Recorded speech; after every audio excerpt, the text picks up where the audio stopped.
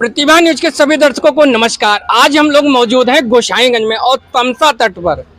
हम आपको बताते चलें, वृक्ष कबहु न फल भके, नदी न संचय नीर, पर महारत के कार्य में साधुन धरा शरीर। आज हम लोग 84 कोसी परिक्रमा में और यहाँ पर जो न्यास अध्यक्ष जी हैं, इनसे बात करते हैं और इस 84 कोसी परिक्रमा लाभ और जो भक्तजन यहाँ पर मौजूद हैं, इनको अपना आदेशित करते हुए अपनी वाणी से बताएंगे। महान जी, आप तो अयोध्या के हैं और गोसाईगंज में आपका स्वागत है। और महान जी, 84 कोसी परिक्रमा लाभ के बारे में लोगों को अपने जो है श्रद्धालुओं को, मैं आप लोगों को समस्त देश देशांतर से, पूरे भारत से आए हुए जनता जनार्दन संत महात्मा आज 84 कोस परिक्रमा में चल रहे हैं।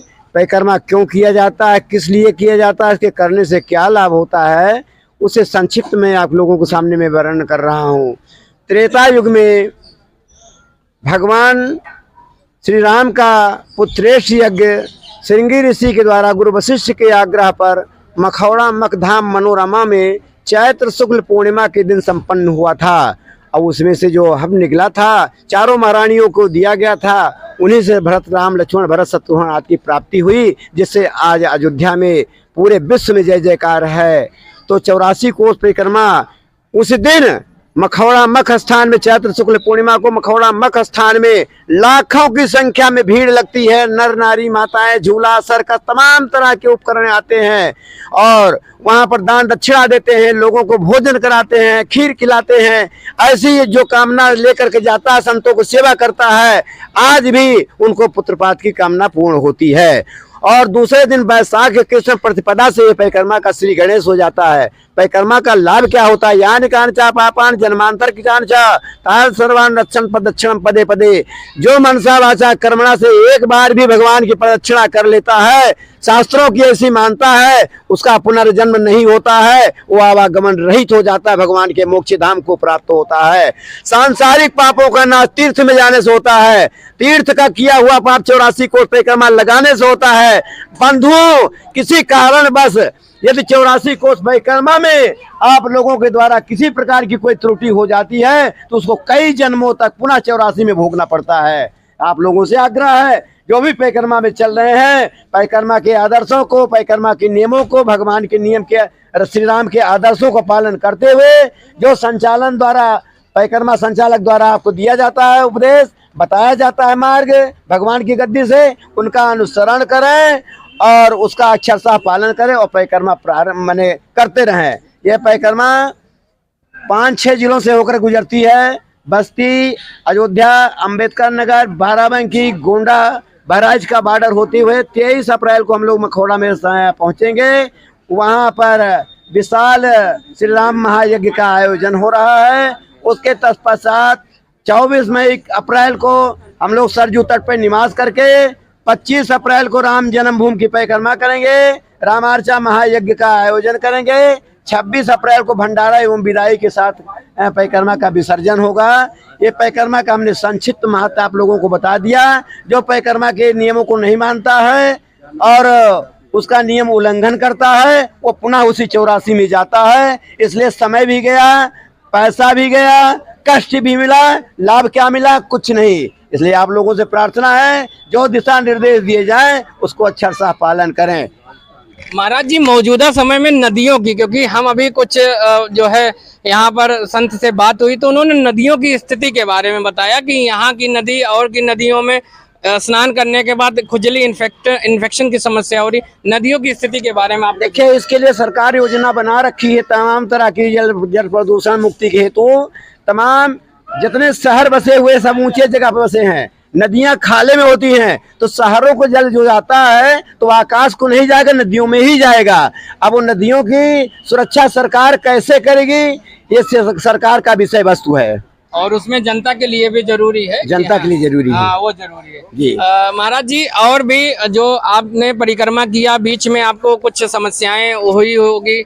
नाना प्रकार की समस्याएं हुई हैं। मैंने मांग किया था सरकार के कि 14 कोसी पंचकोसी परिक्रमा की तरह इसको पर्यटन मानचित्र से जोड़ा जाए, पौराणिक स्थलों का विकास हो, नदियों पे पुल बने और सड़कें बने, जिससे जो हमारे अतिथि कई बार नाव पलट गई हैं, दुर्घटनाएं हो गई हैं और यात्री आए थे मोक्ष प्राप्त करने के लिए, भगवान ने साक्षात उनको बुला लिया। ऐसी पुनरावृत्ति पुनः न होने पाए, सरकार ने वाणी को मेरे द्वारा मांग के स्वीकार कर लिया और पर्यटन घोषित हो गया। काम जारी है, काम जारी है। हमें उम्मीद है कि आगे आने वाले साल 2 साल में आप जो है नाव की जगह छोड़कर आप जो है पुल से आप अपने दूसरी व्यवस्था ये है कि किसी भी पौराणिक स्थल पर शौचालय की व्यवस्था नहीं है। मल्टी शौचालय होना चाहिए, कम से कम 10-20 सीट लेटरिन होना चाहिए, जिससे हमारी महिलाएं, माता बहनें, संत पुरुष जो आते हैं उनको कठिनाइयों का सामना न करना पड़े।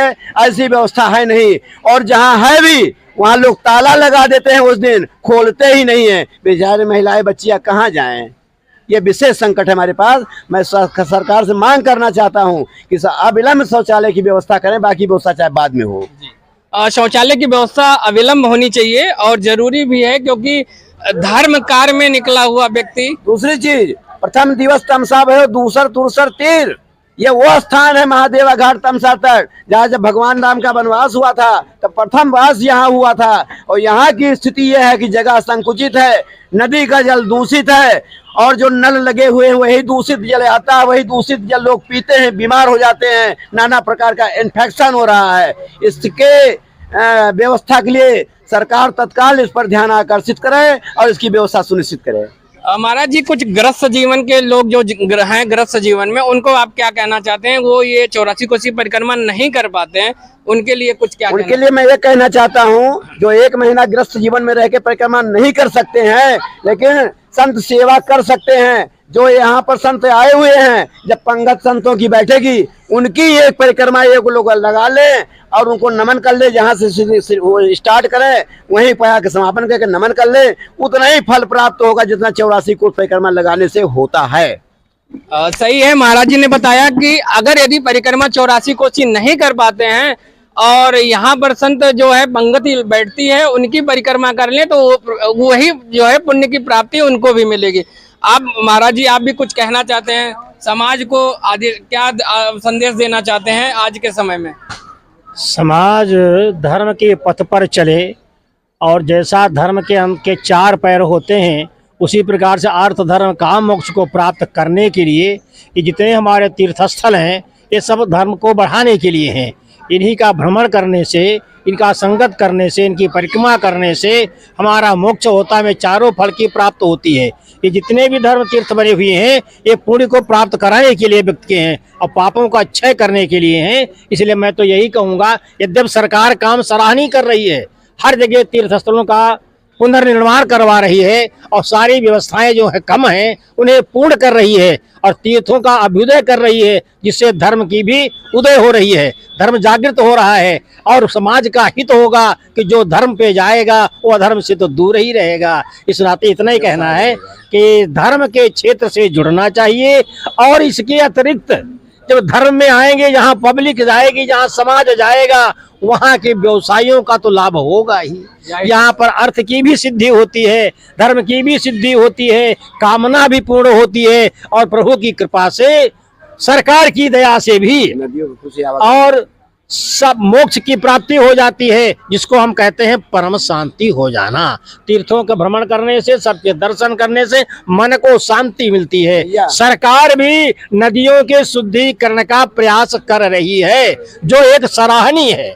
यद्यपि हम सभी नदियों का एक में मिलाप होना, सब बिछड़े हुए लोगों का एक साथ समागम होना, ये सरकार उस तरफ अपना कदम बढ़ा रही है, तीर्थों को बढ़ावा दे रही है, धर्म का बढ़ावा दे रही है। हम सरकार की भूरी भूरी प्रशंसा करते हैं और इसमें जो लगे हुए हैं वो भी सब प्रशंसनीय और वंदनीय है। महाराज जी, प्राचीन अयोध्या और नवीन अयोध्या के बारे में आप कुछ कहना चाहते हैं? महाराज जी बोल दे। प्राचीन अयोध्या और नई नवीन अयोध्या। अयोध्या की तो दशा ये है कि नित नव मंगल मोद बधाए। हमारे पुरखे कभी पुराने नहीं होते। अयोध्या हमारी वो पुरानी त्रेता युगीन अयोध्या है। पत्ता पीपल का कभी इधर से उधर होता रहता है, तो समाज में व्यतिक्रम चलता रहता है, पृथ्वी का उलट पलट तो होता रहता है, लेकिन पवित्र भूमि हमारी यही है। जनमानस की बात छोड़िए, पवित्र अयोध्या की पावन भूमि है, उसका स्पर्श करने से ही धर्म की प्राप्ति होती है, मोक्ष की प्राप्ति होती है। और जहाँ भगवान की जन्मभूमि है, यद्यपि सब बैकुंठ बखाना, सब प्रशंसा करते हैं, लेकिन अवधपुरी सम प्रिय नहीं सोवो, यह प्रसंग जाने को। जहां हमारे भगवान ने अवतार लिया वो अयोध्या का कहने क्या, उसका तो सरकार ने बहुत ही दिव्य भव्य नव्य रूप दे दिया है, जिसके कारण हम सभी भक्तों की और सरकार की भूरी भूरी प्रशंसा करते हैं।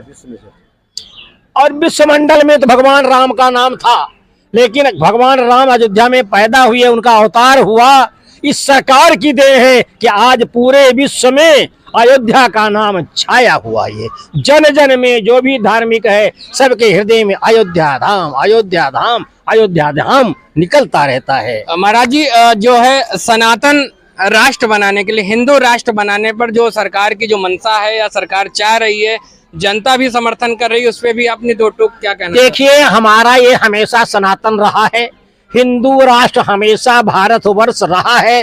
जब तक इसका नाम भारतवर्ष रहा तब तक ये सनातन रहा, हिंदू राष्ट्र रहा।